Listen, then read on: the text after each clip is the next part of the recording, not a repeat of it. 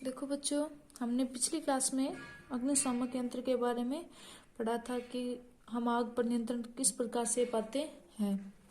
बाकी देखो, इसके बारे में अग्निशमन यंत्र के बारे में हमें पढ़ना है। जल सबसे अधिक प्रचलित अग्निशमन शामक है। जल सबसे अधिक प्रचलित अग्निशामक है, परंतु जल तभी कार्य कर पाता है जब लकड़ी और कागज जैसी वस्तुओं में आग लगी हो। यानी जब जल है वो तभी कार्य कर पाता है जब लकड़ी व कागज जैसी वस्तुओं में आग लगी हो। यदि विद्युत उपकरणों में आग लगी हो तो जल विद्युत का चालन कर सकता है और आग बुझाने वालों को हानि हो सकती है। यानी जब है वो विद्युत उपकरणों में आग लगी हो तो वहां पे पानी है वो नहीं डाला जा सकता, पानी से आग नहीं बुझा सकती। यानी जल है वो विद्युत का चालन कर सकता है, जिससे आग बुझाने वाले उनको हानि हो सकती है। तेल और पेट्रोल में लगी आग बुझाने हेतु भी जल का उपयोग उचित नहीं होता। क्या आपको याद है कि जब तेल से जल है वो तेल से भारी होता है, यानी जल तेल है वो हल्का होता है जबकि जल है वो भारी होता है। अतः यह तेल के नीचे चला जाता है और तेल ऊपर जलता रहता है। विद्युत उपकरण और पेट्रोल जैसे ज्वलनशील पदार्थों में लगी आग के लिए कार्बन डाइऑक्साइड यानी CO2 सबसे अच्छा अग्निशामक है। ऑक्सीजन से भारी होने के कारण CO2 आग को एक कंबल की तरह लपेट लेती है। यानी CO2 है वो ऑक्सीजन से भारी होता है, जिसके कारण है वो कंबल की तरह वो लपेट लेती है। इससे ईंधन और ऑक्सीजन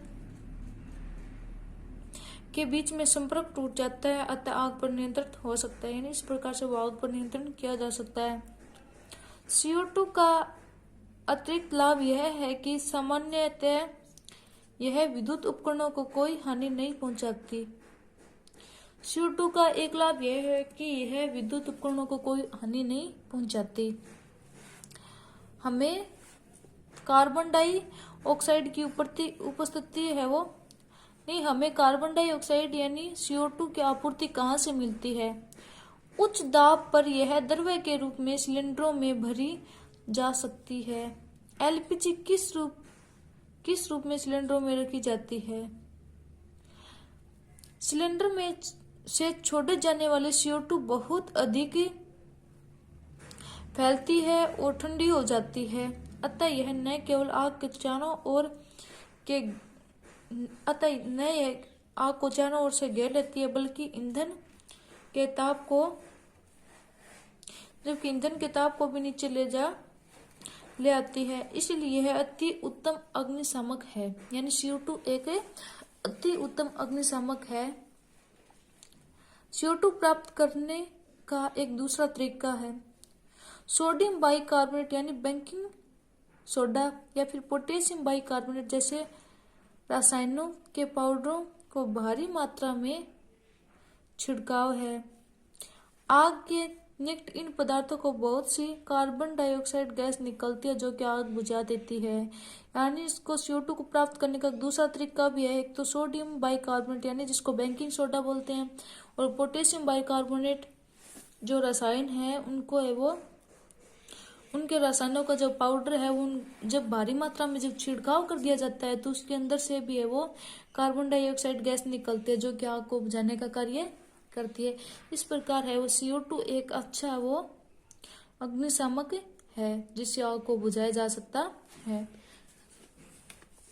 अब आगे देखो, दहन के प्रकार। एक जलती हुई माचिस की तीली अथवा गैस लाइटर को रसोई में गैस स्टोव के निकट लाइए। एक जलती हुई माचिस की तीली अथवा गैस लाइटर को रसोई के गैस स्टोव के निकट लाइए।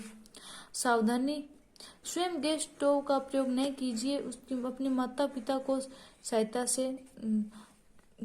के लिए कहिए। यानी स्वयं को प्रयोग नहीं करना, अपने माता पिता की सहायता से यह करिए।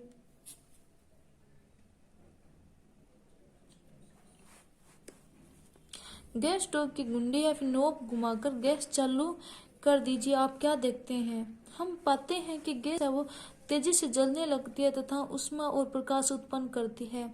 इस प्रकार का दहन है वो तीव्र दहन कहलाता है। यानी जब हम उनकी गुंडी को जब घुमा देते हैं उस गैस की गुंडी को, तब माचिस की तिल्ली या फिर गैस लाइटर को जब उसके पास लेके जाते हैं तो वहां पे जो गैस निकलती है वो तेजी से जलने लगती है और उनसे प्रकाश उत्पन्न होता है। तो इस प्रकार का जो दहन है वो तीव्र दहन कहलाता है, यानी जल्दी से जलना या फिर तीव्र दहन कहलाता है। फास्फोरस जैसे कुछ पदार्थ हैं जो कमरे के ताप पर वायु में जल उठते हैं।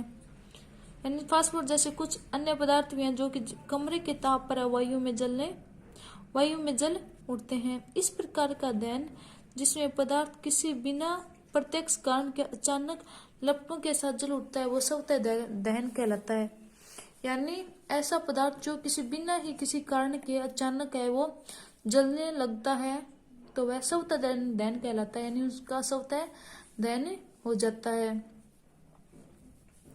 देखो इस प्रकार से हमने आज है वो अग्निशामक के बारे में पढ़ा और दहन के प्रकार है वो इसके बारे में और हम आगे पढ़ेंगे। तो आज के लिए इतना ही, धन्यवाद।